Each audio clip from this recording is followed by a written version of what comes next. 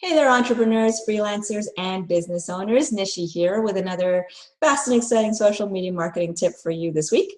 Today, I want to talk about how to reach out to a social media influencer. All right, so what's an influencer? Well, basically, it's someone who has influence on social media, right? So they might be famous or at least internet famous, and they might have a really great social media following, and they have influence. So when they talk, people listen. That's basically what it means. And you might want to reach out to such influencers because, after all, as been said many times before, you are the people that you are connected with, right? So it's a good idea as a business owner to grow your network, and if you can include a couple of these influential people in your network, that can help you grow down the line. Maybe these influencers would be great mentors for you, or great referrals for you, or just really great teachers, or maybe great clients for you down the road. So whatever the reason, you might want to reach out to these influencers, but you might be a little bit stuck figuring out how to get in touch with them, because after all, they are a little bit famous on social media, and they have these great followings. And how are you going to get noticed amongst all these people and these huge audiences that they have, and get their attention in a valuable kind of way? So the first thing that you should do is you should be selective about who it is you want to connect with, right? Don't just try to reach out to influencers because they're famous, or because they can do something for you. Be selective in the sense that this is someone that you honestly believe you can help, you can add value to, and that you can grow a mutually serving, positive relationship with down the road, okay? So you need to see potential in this kind of relationship, and you can't just go after them for superficial reasons. There has to be something that you guys share in common that's really meaningful, and that you think you should be able to connect on a meaningful level with them. So that's number one. Number two, you need to be able to add value to them. I kind of touched on this already, but there needs to be something that you can do for them first before they can do anything for you, right? You can't just go up to somebody and say, hey, you're really famous and I like what you say. Can you be my mentor?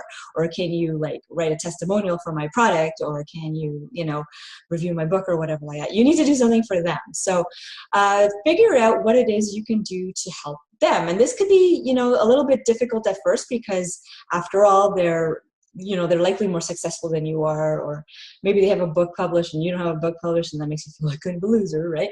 So don't think like that. There's got to be something, even if it just means you're sharing their content, giving them great reviews, signing up for their courses, or showing up to their public speaking engagements, or just showing support, offering them constructive feedback, that kind of thing.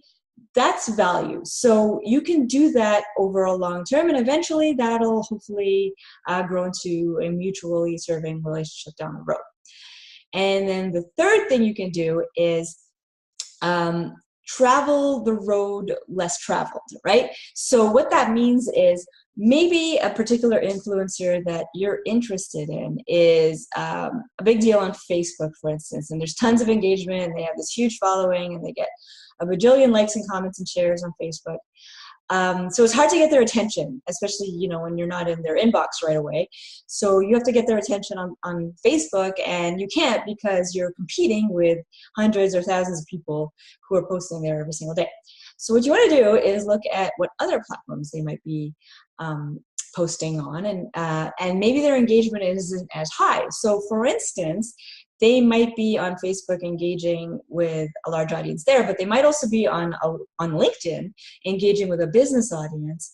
And for whatever reason, people don't tend to engage as much on LinkedIn, not for everybody, but oftentimes. So, but people do have a presence on LinkedIn because it's worth their while. They still, make a lot of money, and they still are able to connect with worthwhile people on LinkedIn, but there's not a whole lot of comments and likes and shares there. This is very good for you, for someone who wants to reach out to these people, because that means that your comments and your shares and engagements are going to stand out more on LinkedIn, are going to be worth more to the influencer on LinkedIn than they are on Facebook, right?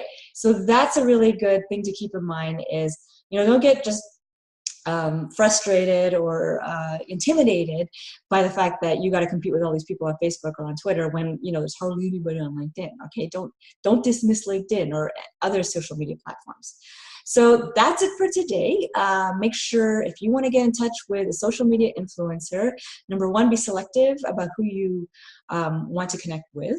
Number two, make sure you're able to add value. And number three, try different platforms and try out the ones that aren't as used as much as their most popular platform.